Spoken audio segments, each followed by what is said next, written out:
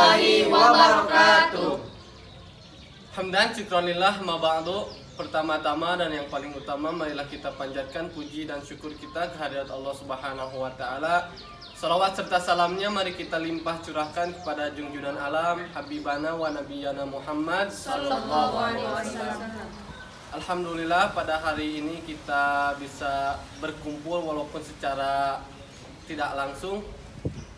Dan kami di sini adalah dari kelompok 1 yang akan membahas dan mempraktekkan tentang percobaan fluida dinamis. Sebelum ke pembahasan, alangkah baiknya kita memperkenalkan diri kita masing-masing. Perkenalkan, nama saya Akmal Rahmanda Zaman. Nama saya Adisya Maulani Azka.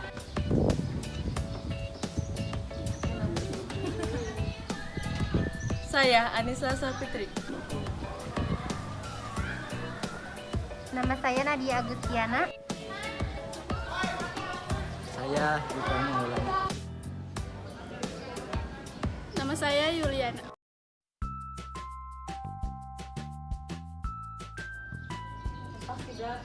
Dasar teori fluida dinamis. Fluida dinamis adalah fluida bisa berupa zat cair dan gas yang bergerak. Untuk memudahkan dalam mempelajari, fluida di sini dianggap steady atau mempunyai kecepatan yang konstan terhadap waktu. Terus tidak termampatkan atau tidak mengalami perubahan volume, tidak kental dan tidak turbulen atau tidak mengalami putaran-putaran.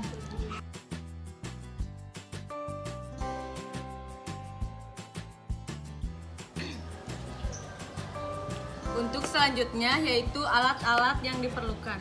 Yang pertama ada botol, kedua zat pewarna, ketiga lakban, keempat spidol, kelima penggaris, selanjutnya pisau, dan yang terakhir korek.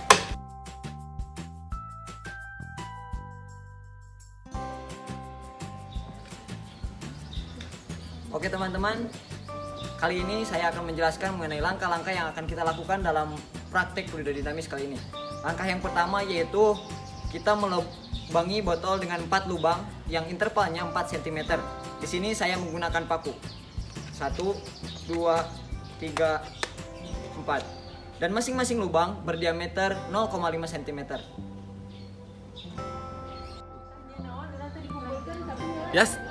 Setelah kita lubangi botolnya, langkah selanjutnya yaitu menuliskan interval lubang. Dan yang pertama, lubang pertama yaitu ditulis dengan H1. Lubang kedua H2.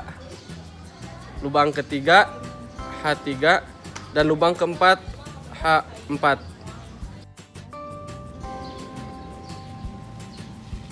Oke teman-teman, selanjutnya kita tutup tiap lubang ini dengan 1 lakban. Seperti ini teman-teman.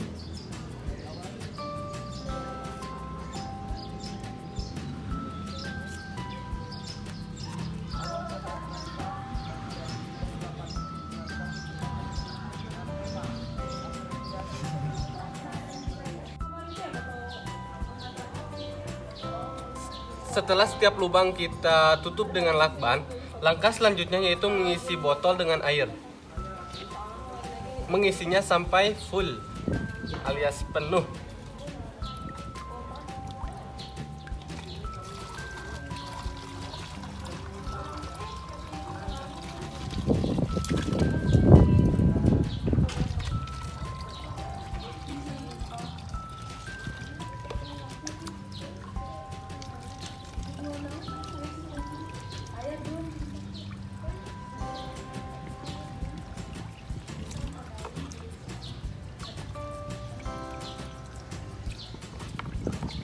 Sampai penuh.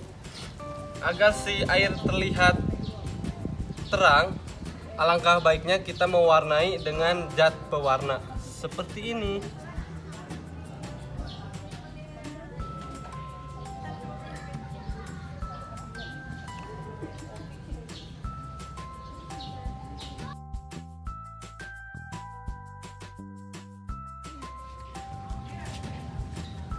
Siapa tadi?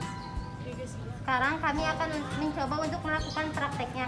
Setelah melalui langkah-langkah yang tadi untuk mengukur waktu dan jaraknya, maka kita buka lakban yang pertama. Tutup nak. 23.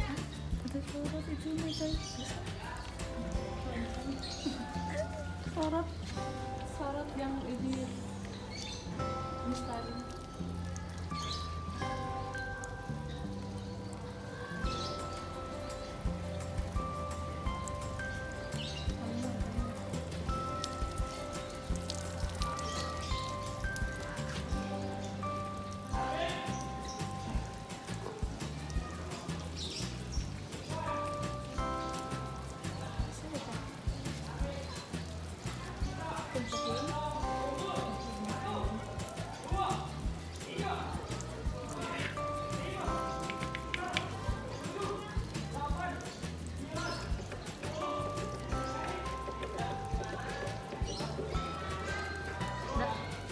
Lima 56 detik.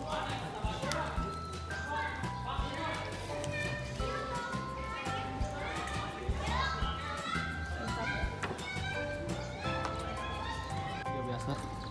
Bensin.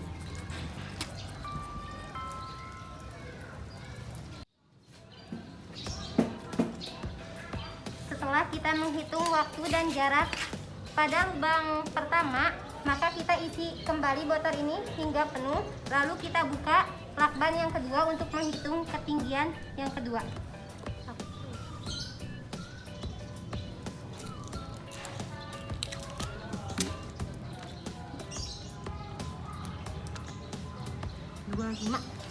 Dua lima.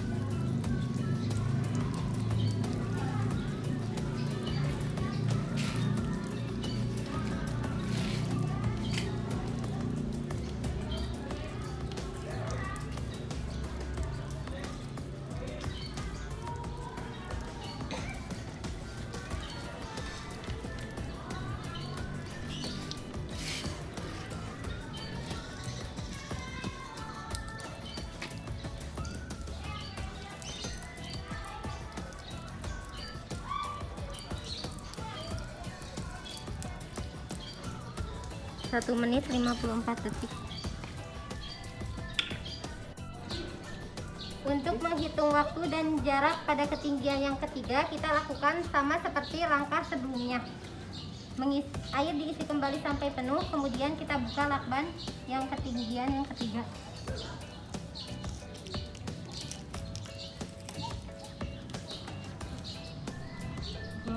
Tiga.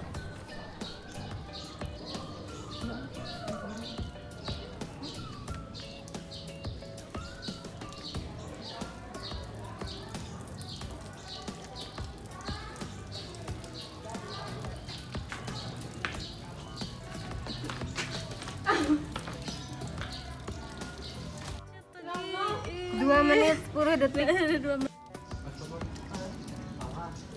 Sekarang kita menghitung ketinggian yang keempat dengan langkah yang sama seperti sebelumnya. Kita buka lakban yang keempat. 21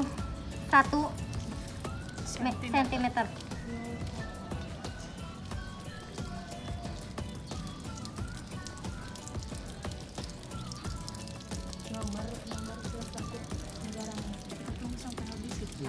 Kita tunggu airnya hingga berhenti. 2 menit 35 detik. Untuk yang terakhir kita akan mencoba untuk membuka semua lubang secara bersamaan, lalu kita ukur jarak dan waktunya. 22.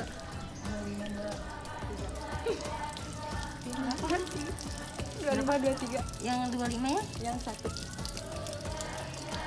Ih,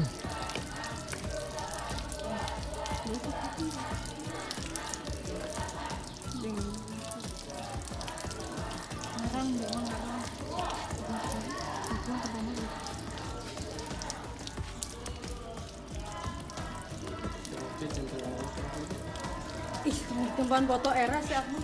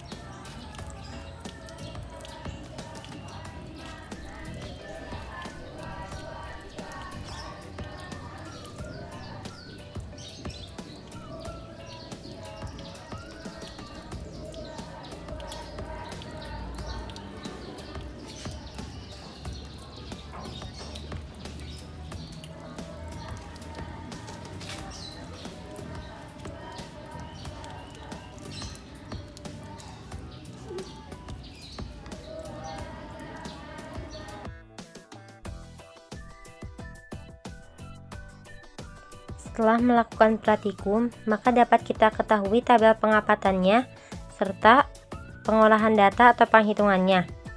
Di sini dapat dilihat bahwa tabel pertama itu lubang pada botol dibuka satu persatu. Jadi dibuka dari mulai ketinggian pertama. Ketinggian pertama di sini yaitu jaraknya 16 cm diukur dari dasar permukaan air. Waktu yang diperlukannya itu 56 second dengan jarak 23 cm. Ketinggian kedua 12 cm dengan waktu yang diperlukan 114 second, jaraknya 25 cm. Ketinggian ketiga itu 8 cm, waktu yang diperlukannya 130 second, jaraknya itu 24 cm. Dan ketinggian keempat yaitu 4 cm, waktu yang diperlukan 145 second dengan jarak ini diukur ketika air mengalir dari lubang. Nah, jaraknya itu didapatkan 21 cm. Sedangkan pada tabel yang kedua ini, lubang pada botol dibuka secara bersamaan. Ketika lubang pada botol dibuka secara bersamaan, maka dapat dihasilkan waktu yang berbeda dengan lubang pada botol yang dibuka secara satu persatu. Di ketinggian yang pertama dihasilkan waktu 12 second dengan jaraknya 25 cm. Ketinggian kedua waktunya 20 second dengan jarak 23 cm. Ketinggian ketiga 36 second dengan jarak 22 cm. Ketinggian keempat yaitu 100 second dengan jaraknya 18 cm. Setelah mengetahui tabel pengamatan, maka kita bisa melakukan pengolahan data. Yang pertama yang kita lakukan yaitu menghitung luas botol. Bisa dengan rumus A sama dengan V kali D kuadrat. V-nya itu 3,14 dikali diameter botolnya itu 9 pangkat 2 sama dengan 254,34 atau sama dengan 63,585 cm persegi. Untuk menentukan volume air, kita bisa mencarinya dengan rumus V sama dengan A kali H. Untuk menentukan debit air, kita menggunakan rumus Q sama dengan V per T. Dan untuk mengukur kelajuan air atau laju air, kita menggunakan rumus V sama dengan Q per A. Inilah tabel hasil penghitungannya. Di sini dapat kita lihat pada lubang botol. Dari tabel yang pertama, lubang pada botol dibuka satu per satu. Kita dapatkan hasilnya. Di ketinggian yang pertama itu, H yang pertama 16 cm. Kita hitung volume airnya dengan cara mengalihkan A kali H. A nya kita dapatkan tadi luas botolnya itu yaitu 63,585 dikali dengan ketinggian lubangnya, sehingga hasilnya itu 1017,36 cm3. Waktu air keluar dari botol itu yaitu 56 second, dan kita mencari debit airnya dengan cara Q sama dengan V per S. V nya sudah diketahui, volume air yaitu 1017,36 dibagi dengan waktu air keluar yaitu 56 second, sehingga didapatkan hasilnya 18,167 cm3 per second. Dan terakhir kita mengukur laju air dengan cara V sama dengan Q per A.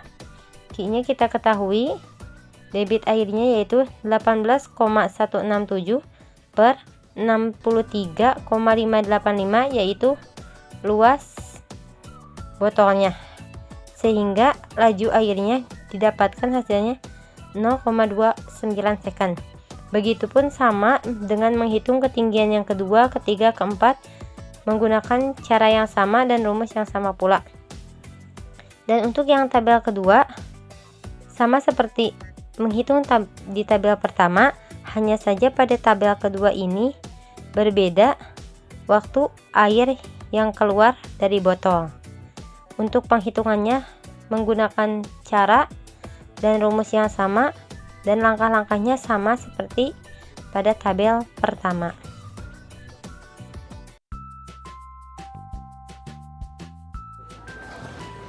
Yang selanjutnya adalah besaran-besaran dalam fluida dinamis. Yang pertama ada debit aliran, adalah jumlah volume fluida yang mengalir persatuan waktu. Yang kedua, persamaan kontinuitas. Air yang mengalir di dalam pipa air dianggap mempunyai debit yang sama di sembarang titik. Yang ketiga ada hukum Bernoulli. Hukum Bernoulli adalah hukum yang berlandaskan pada hukum kekekalan yang dialami aliran fluida.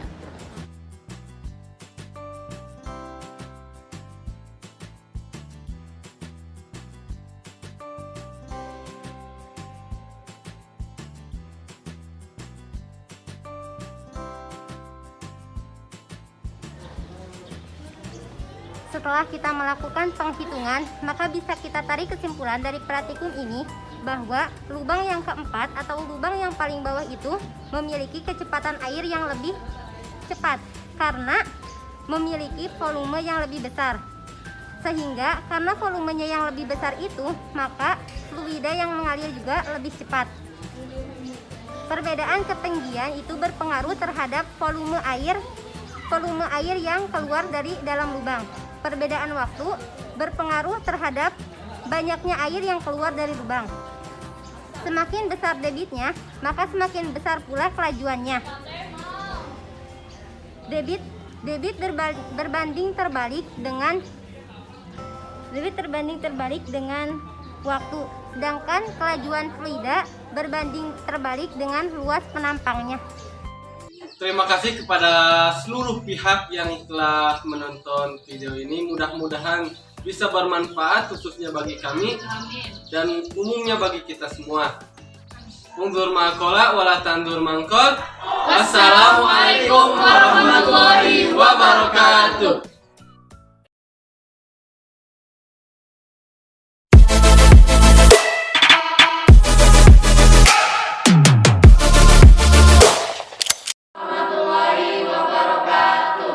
Perkenalkan, nama saya Malaman Petawi. Nama saya Dio Ramana Putra. Saya Dina Handiani. Saya Dalsa Saskia. Saya Emma Mariana. Saya Eni Nurila. Kami dari kelompok 2 akan sedikit menjelaskan dan mempraktekkan tentang fluida statis. Untuk mengetahui tegangan permukaan zat cair.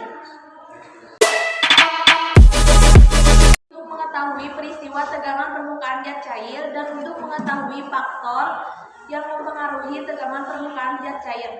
Alat dan bahannya yaitu uang koin 100, 200, 500, dan 1000, garpu, tisu, deterjen, dan baskom yang berisi air.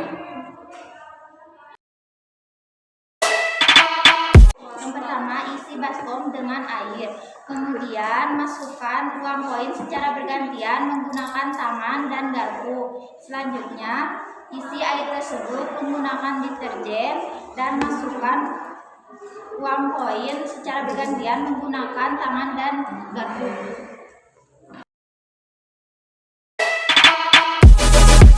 Praktekkan memasukkan uang koin Rp100 ke dalam air dengan menggunakan tangan. Dan itu akan dipraktikkan oleh teman saya yang bernama Yeni.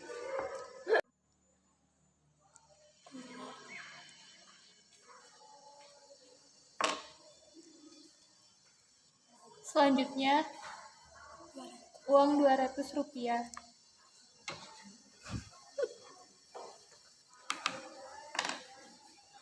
Selanjutnya, uang Rp500.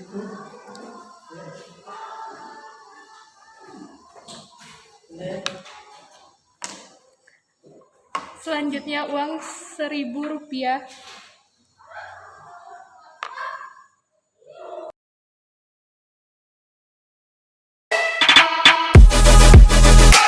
Dengan memasukkan uang koin menggunakan garpu.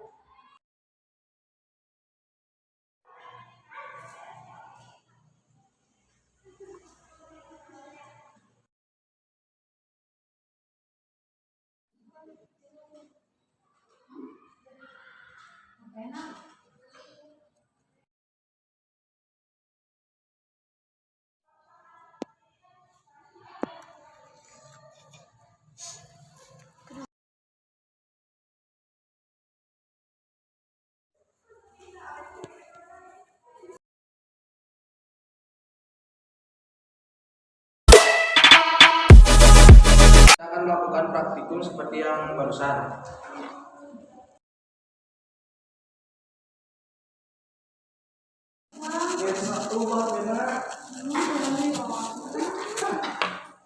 Aduk sampai rata.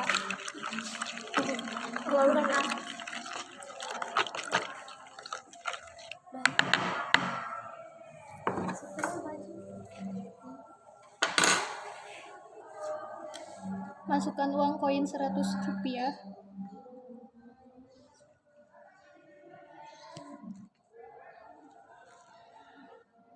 Selanjutnya masukkan uang koin Rp200.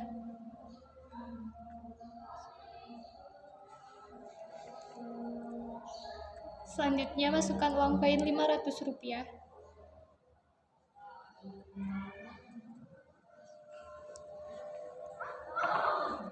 Yang terakhir masukkan uang koin Rp1.000.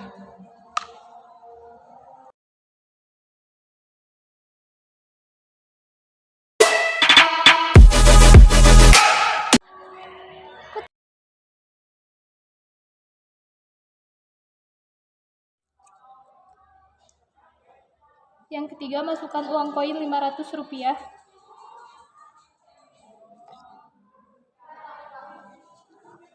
Yang terakhir, masukkan uang koin Rp1.000.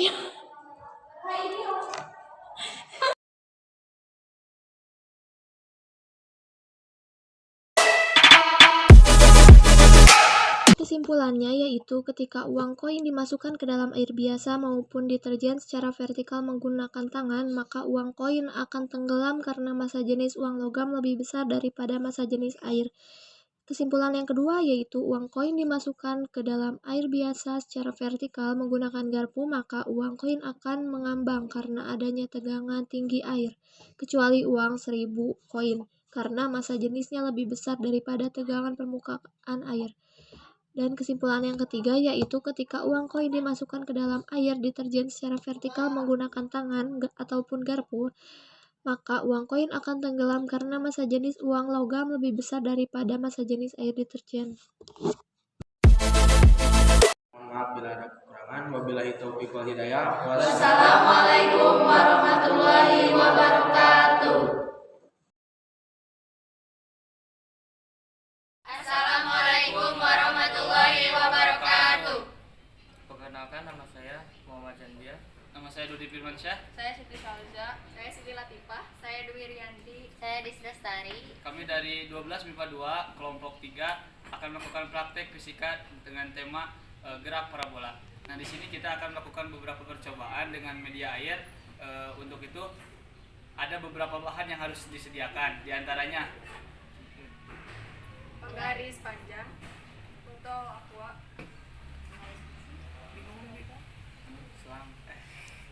Oke, untuk prakteknya silahkan disimak sampai selesai.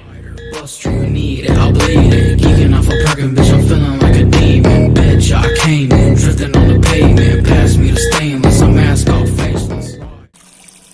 Oke, ketika sudut awalnya itu 0 derajat, maka X max-nya itu adalah 55 cm. Dan untuk Y max-nya adalah 5 cm.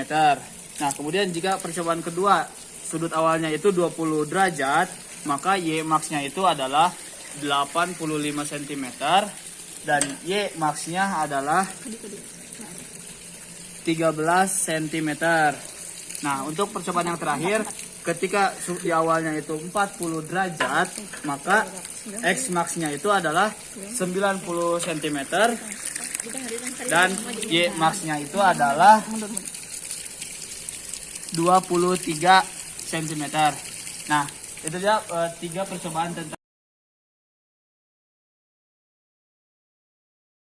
Jika bisa disimpulkan bahwa semakin tinggi Y max, maka jarak X max-nya pun semakin panjang. Sekian praktek materi tentang gerak parabola dari kelompok 3. Wassalamualaikum warahmatullahi wabarakatuh.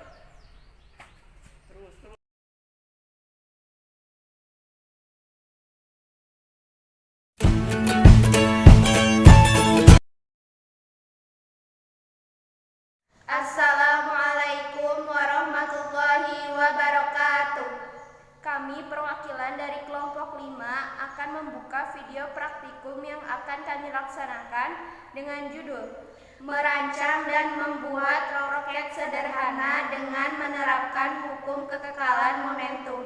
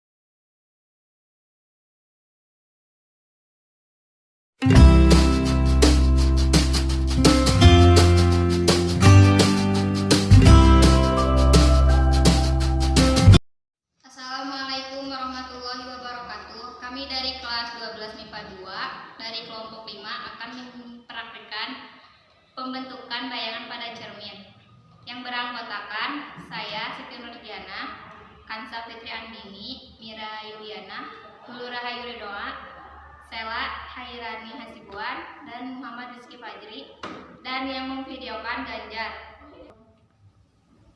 Yang pertama, alat dan bahan dan tujuan akan dijelaskan oleh Hulu. Tujuan percobaannya adalah untuk menentukan banyaknya bayangan pada cermin dasar dan untuk menentukan persamaan matematika. Kemudian alat dan bahannya yaitu 2 buah cermin dasar berbentuk bebas, buku derajat, alat tulis, dan X. Selanjutnya yaitu cara kerjanya akan dipraktikkan oleh Kansa dan Cara kerjanya, yang pertama, sediakan alat dan bahan. Yang kedua, susun kedua cermin dengan membentuk sudut yang berbeda-beda. Letakkan benda bebas di antara kedua cermin tersebut dengan sudut yang berbeda-beda. Yang pertama yaitu sudut 30 derajat.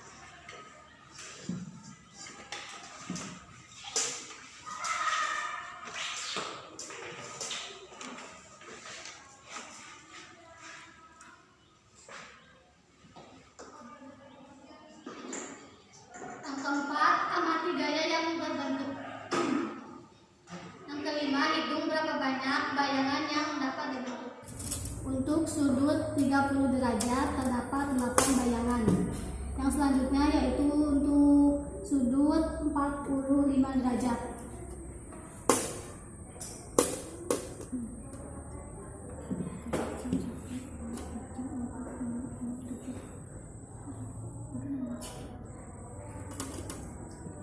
Untuk sudut 45 derajat terdapat 6 bayangan. Kemudian sudut 60 derajat.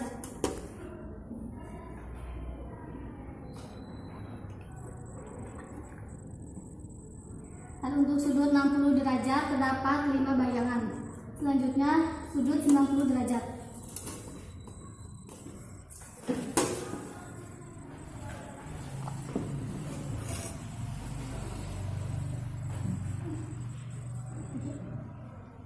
Untuk sudut 90 derajat terdapat 3 bayangan. Selanjutnya sudut 150 derajat.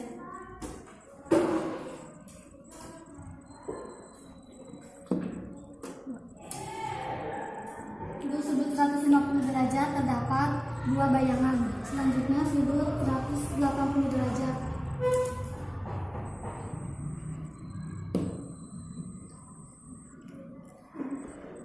Untuk sudut 180 derajat terdapat 1 bayangan. Selanjutnya yaitu dasar teori dan pengolahan akan dijelaskan oleh Hulu dan Sela. Untuk dasar teori, jika 2 cermin diletakkan berhadapan dan menghadap suatu sudut, maka kedua cermin membentuk bayangan dari suatu benda yang banyaknya bergantung pada sudut antara kedua cermin. Bayangan yang dibentuk oleh salah satu cermin merupakan benda untuk cermin yang lain. Secara matematis, jumlah bayangan yang dibentuk oleh 2 cermin dasar yang berhadapan saling menghadap sudut dirumuskan N sama dengan 360 derajat dibagi alfa dikurangi 1. Keterangan ini N adalah jumlah bayangan yang dibentuk oleh kedua cermin dasar. Kemudian alfa adalah sudut antara kedua cermin dasar. Yang selanjutnya adalah perhitungan dari percobaan yang tadi. Data perhitungan untuk sudut derajat. Yang pertama adalah 30 derajat. Mari kita hitung dengan rumus N sama dengan 360 derajat dibagi alfa dikurangi 1. Jadi N sama dengan 360 derajat per alfanya adalah 30 derajat. Jadi dikurangi 1. Tidak dulu. Jadi N sama dengan 12 dikurangi 1. Jadi N sama dengan 11. Untuk yang kedua adalah sudut 45 derajat. Sama dengan N sama dengan 360 derajat per 45 derajat dikurangi 1. Sama dengan, jadi sama dengan 360 derajat dibagi 45 derajat adalah 8 dikurangi 1 sama dengan 7. Jadi 45 derajat menghasilkan 7 bayangan. Kemudian yang ketiga adalah 60 derajat sama dengan N sama dengan 360 derajat dibagi 60 derajat dikurangi 1. Jadi 360 derajat dibagi 60 derajat adalah 6 dikurangi 1 sama dengan 5. Jadi jadi bayangan yang dihasilkan oleh 60 derajat adalah 5 bayangan. Selanjutnya 90 derajat yaitu N sama dengan 360 derajat per alfa dikurangi 1 sama dengan 360 derajat per alfanya yaitu 90 derajat dikurangi 1 sama dengan 360 derajat dibagi 90 derajat hasilnya 4 dikurangi 1. Jadi hasilnya 3. Selanjutnya yang kelima. Yang kelima yaitu 150 derajat. N sama dengan 360 derajat per alfa dikurangi 1. 360 derajat per alfanya 150 derajat dikurangi 1 menghasilkan 360 derajat dibagi 150 derajat yaitu 2,4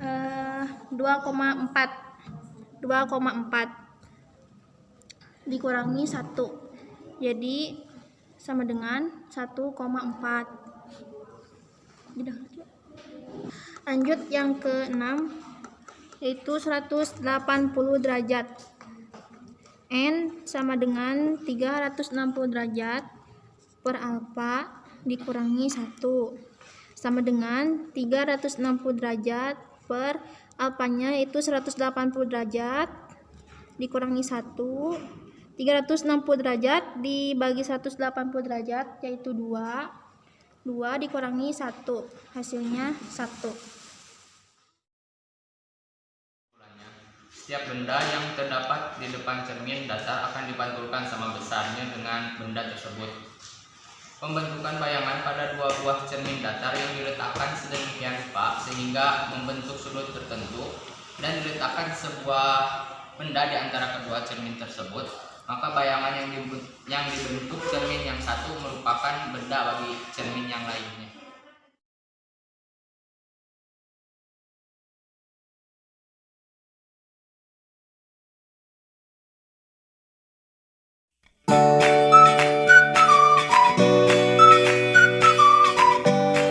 Assalamualaikum warahmatullahi wabarakatuh. Kami dari kelompok 6 yang beranggotakan 7 orang, diantaranya Saya Amanda Puspitasari, nomor absen 3. Saya Putri Siti Kristina, nomor absen 28. Saya Mila Karmila, nomor absen 21. Saya Hanunur Latifah, nomor absen 14. Saya Reda Jumira Zahra, nomor absen 27. saya Mr. Jamila, nomor absen 19. Saya Rika Setiawati, nomor absen 30. Kami di sini mau melakukan percobaan tentang elastisitas dan hukum. Ini kita akan membuktikan apakah benda-benda elastisitas seperti karet gelang itu mengikuti hukum atau tidak. Dalam percobaan kali ini kita memerlukan beberapa bahan-bahan, di antaranya yang pertama botol air mineral ukuran 600 ml, 2 buah karet gelang, penggaris, gelas ukur beras, dan yang terakhir air.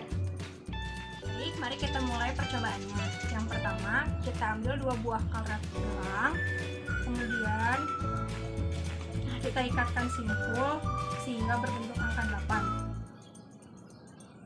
Lalu lingkarkan karet ke mulut botol.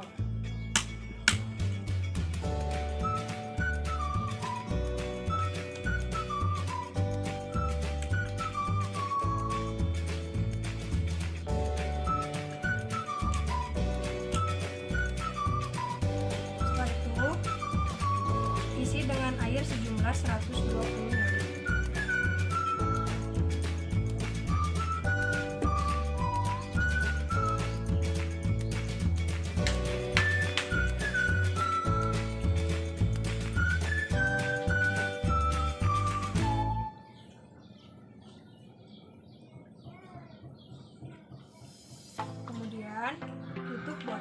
hingga karetnya terpahat.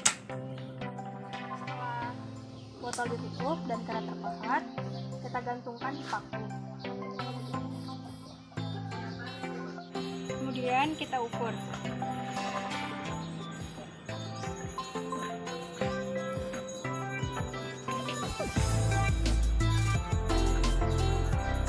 Hasilnya adalah 12 cm, maka ini merupakan data pertama. Kita lakukan kembali hal untuk mengukur data kedua. Masukkan kembali air sejumlah 120 ml.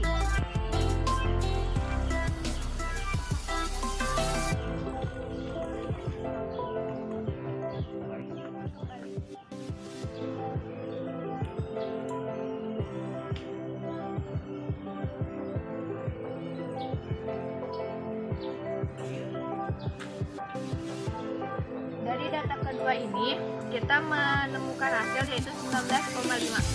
Dapatkan data yang ketiga, kita isi kembali air sejumlah 120 ml ke dalam botol.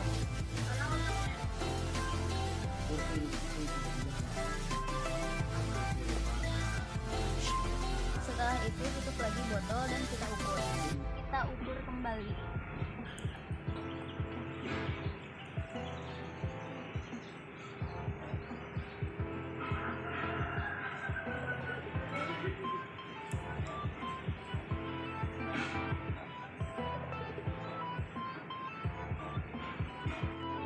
Hasil dari data ketiga yaitu 25,5 cm. Baik, ini adalah pengukuran terakhir. Kita masukkan kembali air sejumlah 120 ml.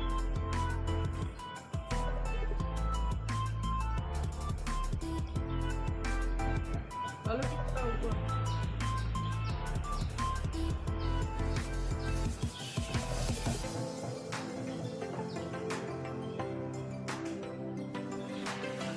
Untuk data yang keempat mendapatkan hasil 29,5 cm. Percobaan mari kita hitung. Setelah melakukan percobaan tadi, kita masukkan hasil pengukuran ke dalam tabel.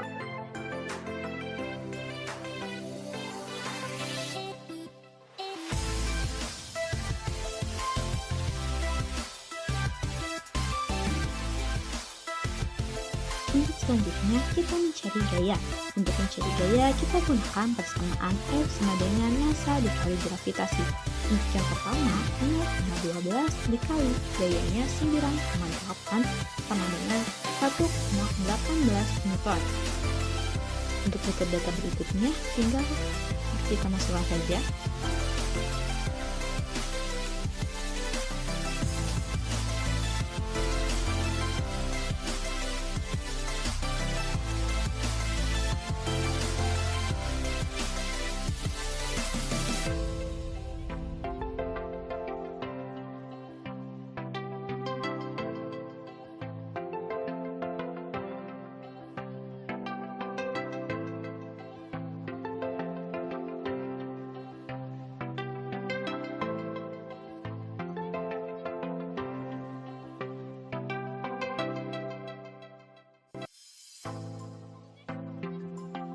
Setelah itu, kita masukkan ke dalam tabel.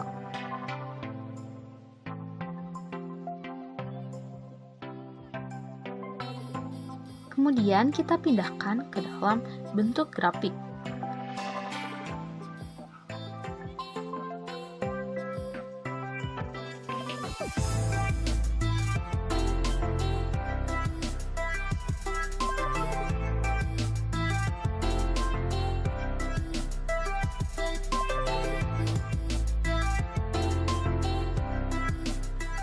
Terakhir, kita menentukan konstanta pegas.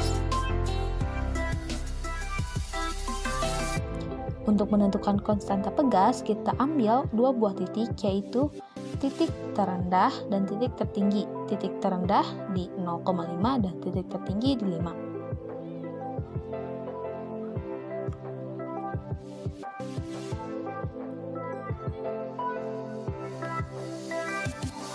Berarti untuk F kita memiliki dari